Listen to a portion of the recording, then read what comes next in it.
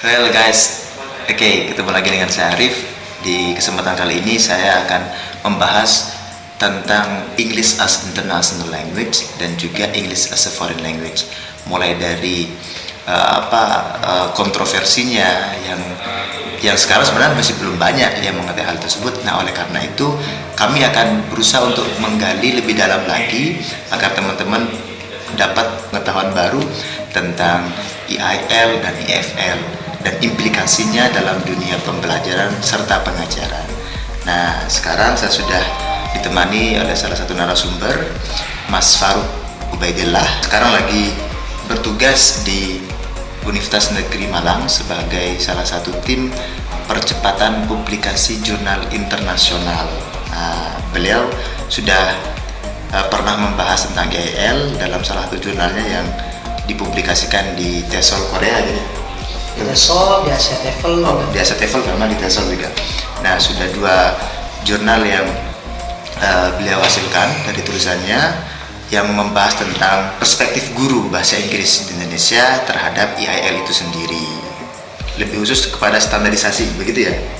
Oke, terhadap standarisasi. Nah, lebih dalam lagi saya akan mengajak Mas Farouk untuk menjelaskan kepada teman-teman semua, tentunya dengan pertanyaan yang akan saya berikan, yang nantinya saya harapkan jawaban dari Mas Farouk bisa memberikan gambaran jauh lebih luas lagi, jauh lebih dalam lagi tentang EIL dan EFL itu sendiri.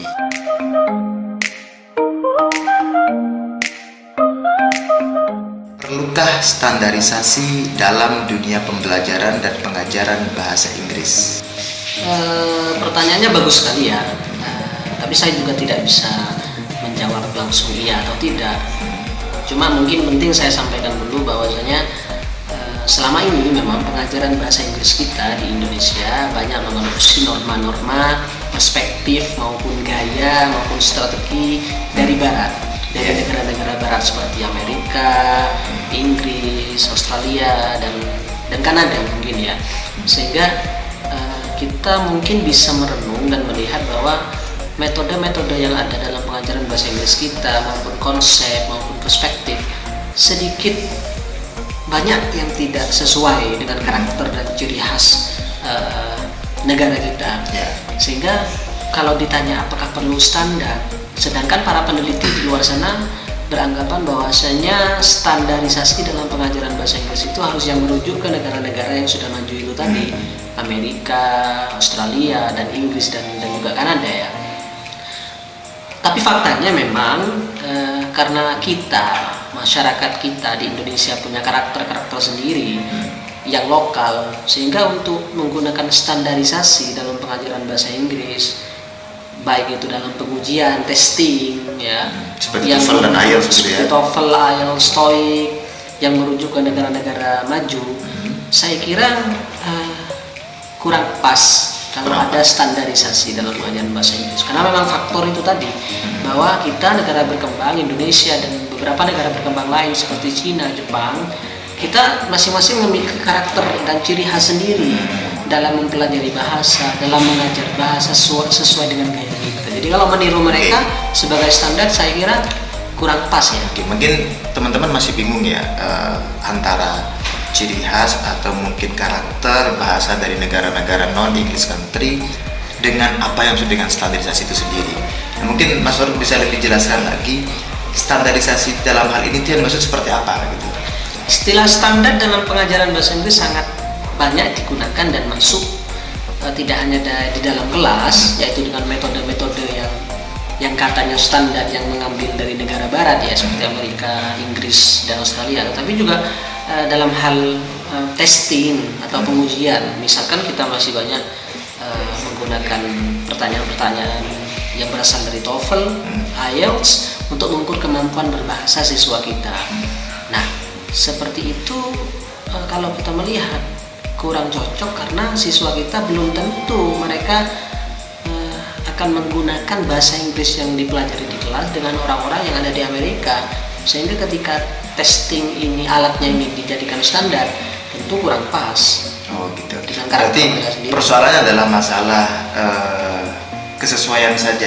Ya tentu, karena memang ada banyak faktor kan kenapa ini terjadi. Yang pertama mungkin bisa jadi ketidaktahuan para instruktur bahasa ataupun pengajar bahasa Inggris bahwasanya alat-alat testing seperti itu tidak cocok untuk anak-anak kita, untuk diujikan ke anak-anak kita. Kita lihat di banyak sekolah SMA, SMP di Indonesia, mereka mengukur kemampuan bahasa Inggris siswa mereka dengan tes TOEFL kan. Padahal pertanyaannya, tes TOEFL itu apakah cocok untuk mengukur kemampuan bahasa Inggris anak-anak SMP, SMA itu? Saya kira tidak. Karena anak-anak SMA, SMP menggunakan bahasa Inggris tidak untuk berbicara dengan orang Amerika, tidak untuk belajar ke luar negeri juga, tetapi mereka belajar bahasa Inggris untuk menunjukkan, mengekspresikan diri dengan gaya mereka, dengan ciri khas mereka sendiri. Yang penting bahasa Inggris bisa dipahami.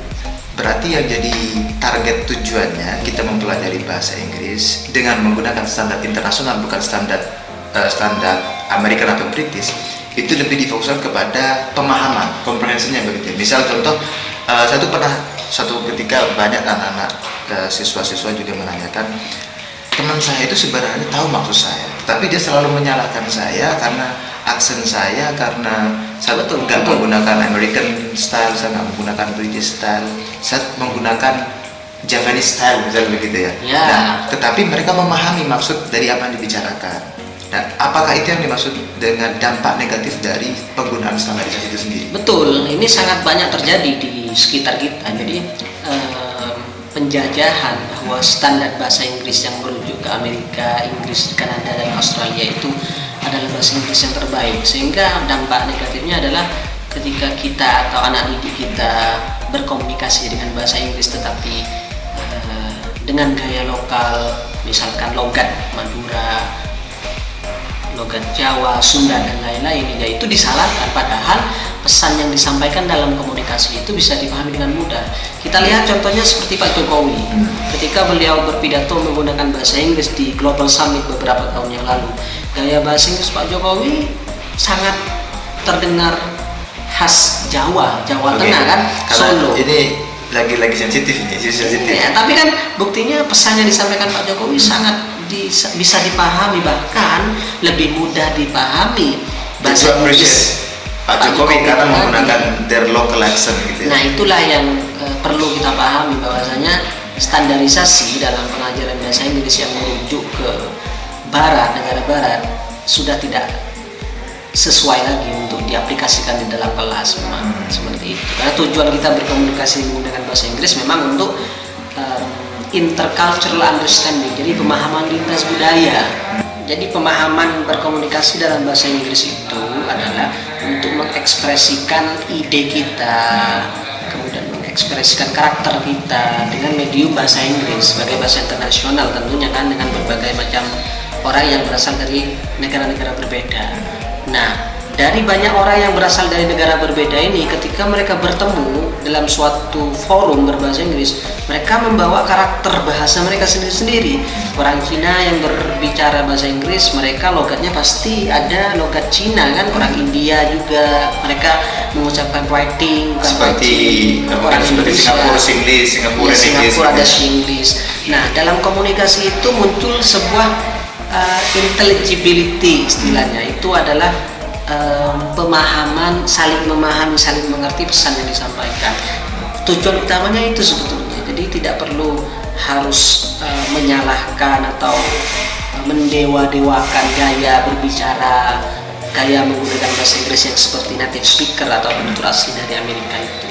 Jadi seperti itu. Berarti lebih mengarah kepada the target of communication itself. Target of communication. Targetnya apa? Yaitu agar pesan tersampaikan secara efektif, regardless, terlepas dari apakah pembicara itu berasal dari negara ini, negara itu, tetapi mereka membawa karakter masing-masing dari negara dengan menyampaikan pesan komunikasi yang efektif. Seperti itu.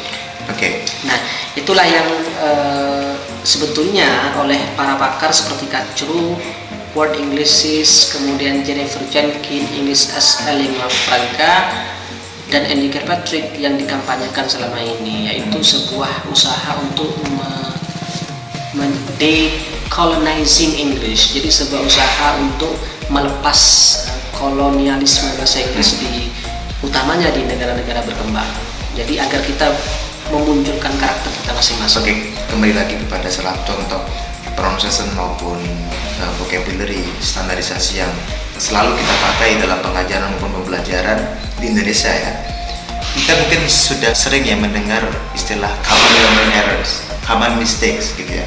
Nah, apakah dalam English as International Language masih dianggap suatu kesalahan atau tidak?